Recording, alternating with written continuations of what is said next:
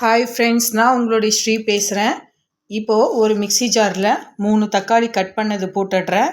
2 spoon sambar பொடி, 2 spoon ஆச்சி குழம்பு மசாலா பொடி நல்லா ஃபைன் பேஸ்ட்டாக அரைச்சிக்கோங்க. 1/4 கிலோ துவரம்பருப்பு எடுத்து மஞ்சத்தூள் உப்பு போட்டு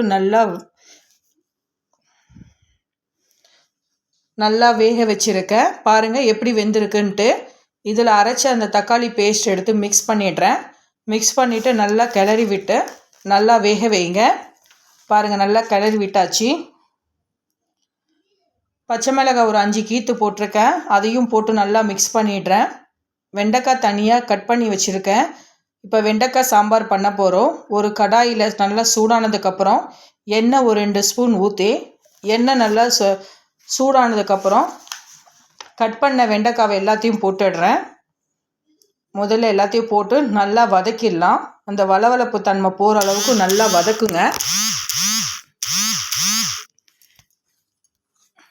வதக்குன நல்லா பாருங்கள், கிண்டிகிட்டே இருங்க. இந்த மாதிரி நல்லா வதங்கிடுச்சு. இதை எடுத்து அந்த சாம்பாரில் போட போகிறேன்.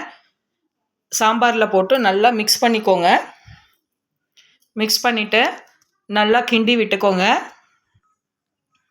பாருங்கள் நல்லா மிர்ஜாகுது சாம்பார். தேவையான அளவு கல்லுப்பு போட்டுக்கோங்க. காரம் வேணுன்றவங்க 1/2 டேபிள் ஸ்பூன் கார மிளகாத்தூள் போட்டுக்கோங்க. புளி 2 சைஸ் நெல்லிக்காய் சைஸ் அளவுக்கு எடுத்து கரைச்சி வச்சுருக்கேன் தனியாக. அந்த தண்ணி எடுத்து ஊற்றிடுங்க. நல்லா கொதிக்கிட்டோம்.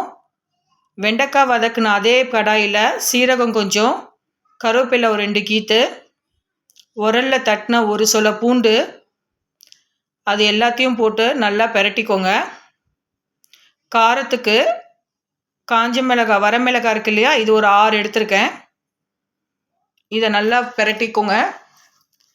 இது நல்லா கொஞ்சம் வதங்கினதுக்கப்புறம் கொதிக்கிற சாம்பாரில் எடுத்து போட்டுடுங்க. போட்டு நல்லா மிக்ஸ் பண்ணிக்கோங்க. பெருங்காயம் 1/2 ஸ்பூன், கொத்தமல்லி தழை போட்டு இறக்கிடுங்க சாம்பாரை. நீங்கள் இதை செஞ்சு பாருங்கள். இந்த டேஸ்ட் உங்களுக்கு பிடிச்சிருந்ததுன்னா எனக்கு மறக்காமல் கமெண்ட்ஸ் பண்ணுங்கள், ஷேர் பண்ணுங்கள், சப்ஸ்கிரைப் பண்ணுங்கள்.